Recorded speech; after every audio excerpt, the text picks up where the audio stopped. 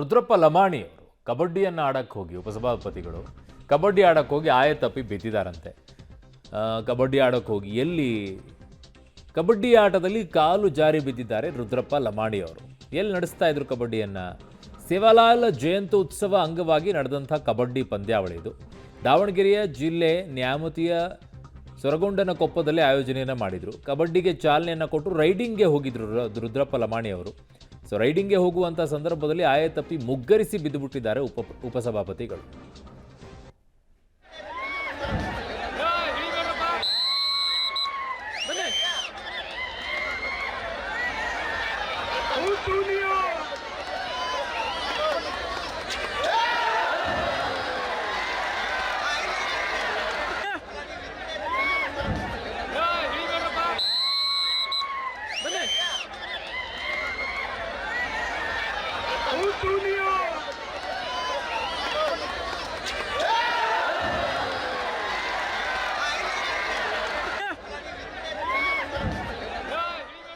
ಯಾರಾದರೂ ಕುರ್ತಾ ಪೈಜಾಮ ಹಾಕ್ಕೊಂಬಿಟ್ಟು ಆ ರೀತಿಯಾಗಿ ಆಡಕ್ಕೆ ಹೋಗ್ತಾರೆ. ಸೊ ಆಡಬೇಕು ಒಂದಿಷ್ಟು. ನೀವು ಅಲ್ಲಿ ಹಂಗೆ ಆಡಿ ಬಂದಿದ್ದೀರ ಅಂತಂದಾಗ ಒಂದಿಷ್ಟು ಜನರಿಗೆ ಖುಷಿ. ಈ ಥರ ಹೆಚ್ಚು ಕಡಿಮೆ ಮಾಡ್ಕೊಂಡಿದ್ರಿ ಏನ್ರಿ ಕತೆ ರುದ್ರಪ್ಪ ಲಮಾಣಿಯವರೇ? ಅದು ಯಾವ ರೀತಿಯಾಗಿ ಮುಗ್ಗರಿಸ್ಬಿಟ್ಟಿದ್ರಿ? ಅಲ್ಲಿಗೆ ಆದರೆ ದವಡೆಗೆ ಬಿದ್ದಿದ್ರಿ, ಏನು ಕತೆ ನಿಮ್ಮದು? ಜೋಶಲ್ಲಿ ಹೋಶನ್ನು ಕಳ್ಕೊಳ್ಳೋದು ಅಂದರೆ ಇದೆ. ಏನು ಜೋಶಲ್ಲಿ ಹೋಶನ್ನು ಕಳ್ಕೊಳ್ಳುವಂಥ ಘಟನೆ ಇದು ನೋಡಿ. ಆಗಲ್ಲ ಅವೆಲ್ಲ. ಕುರ್ತಾ ಪೈಜಾಮ ಎಲ್ಲ ಹಾಕ್ಕೊಂಡ್ಬಿಟ್ಟು ನೀವು ಕಬಡ್ಡಿ ಆಡೋಕ್ಕೆ, ಅದಕ್ಕೆ ಕಬಡ್ಡಿಯವರು ಹಾಫ್ ಪ್ಯಾಂಟ್ ಯಾಕೆ ಹಾಕ್ಕೊಳ್ತಾರೆ ಶಾರ್ಟ್ಸ್ಗಳನ್ನು?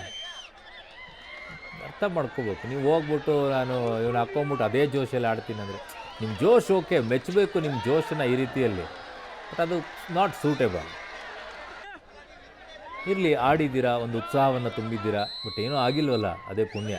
ಏನೋ ಪೆಟ್ಟಿಗಿಟ್ಟು ಆಗಿಲ್ವಲ್ಲ, ಅದನ್ನು ನೋಡಬೇಕು. ಸೊ ಬಿದ್ದಿರುತ್ತೆ ಒಂದು ಸ್ವಲ್ಪ ಪೆಟ್ಟು, ಮೊಣಕಾಲಿಗೆ ಒಂಚೂರು ಬಿದ್ದಿರುತ್ತೆ. ಯಾಕಂದರೆ ಆ ಥರ ಬಿದ್ದಿರ್ತಾರಲ್ವ, ಆಮೇಲೆ ಸ್ವಲ್ಪ ಎದೆ ಭಾಗಕ್ಕೆ ಬಿದ್ದಿರುತ್ತೆ, ಸ್ವಲ್ಪ ಇರುತ್ತೆ ಪೇನು. ನನ್ನ ಸಹೋದ್ಯೋಗಿಗ ಪುನೀತ್ ಆಪ್ತಿ ನನ್ನೊಂದಿಗೆ ಸಂಪರ್ಕಕ್ಕೆ ಸಿಗ್ತಾ ಇದ್ದಾರೆ. ಪುನೀತ್ ಆರಾಮಾಗಿದ್ದಾರಾ ಈಗ? ಏನೋ ಅಂತ ದೊಡ್ಡ ಮಟ್ಟದಲ್ಲಿ ಏನು ಪೆಟ್ಟೇನಾಗಿಲ್ಲ ಅಲ್ವಾ? ಖಂಡಿತವಾಗ್ಲೂ ಅರುಣ್, ಏನು ಇವತ್ತು ಅಂದ್ರೆ ನಿನ್ನೆಯಿಂದಲೂ ಕೂಡ ಸಂತ ಸೇವಾಲಾಲ್ ಜಯಂತ್ಯೋತ್ಸವ ಸೂರಗೊಂಡನಕೊಪ್ಪದಲ್ಲಿ ನಡೀತಾ ಇತ್ತು. ಅದರ ಅಧ್ಯಕ್ಷತೆ ಮತ್ತೆ ಮುಖಂಡತ್ವವನ್ನು ಕೂಡ ಉಪಸಭಾಪತಿಗಳಾದಂತಹ ರುದ್ರಪ್ಪ ಲಮಾಣಿ ಅವರು ಕೂಡ ವಹಿಸ್ಕೊಂಡಿದ್ರು. ಏನು ನಿನ್ನೆ ಸಂಜೆ ಅಂದ್ರೆ ರಾತ್ರಿ ವೇಳೆ ಒಂದು ಪೆಡ್ಲೈಟ್ ಮ್ಯಾಚ್ ಇತ್ತು, ಅಂದ್ರೆ ಕಬಡ್ಡಿ ಮ್ಯಾಚ್ ಇತ್ತು. ಕಬಡ್ಡಿ ಮ್ಯಾಚ್ ಅಲ್ಲಿ ಅವರು ಉದ್ಘಾಟನೆಗೆ ರೈಡಿಂಗ್ ಹೋದಂತ ಸಂದರ್ಭದಲ್ಲಿ ಅವರು ಆಯತಪ್ಪಿ ಬಿದ್ದಿರುವಂತದ್ದು. ಆದ್ರೆ ಯಾವುದೇ ರೀತಿಯಂತಹ ಅಪಾಯ ಆಗಿಲ್ಲ, ಆದ್ರೆ ಕಾಲ್ ನೋವು ಆಗಿದೆ ಅನ್ನುವಂತಹ ಒಂದು ಮಾಹಿತಿ ಕೂಡ ಲಭ್ಯ ಆಗ್ತಿರುವಂತದ್ದು ಅರುಣ್. ಓಕೆ ಪುನೀತ್, ನಿಮ್ಮೆಲ್ಲ ಮಾಹಿತಿಗೆ ಧನ್ಯವಾದಗಳು.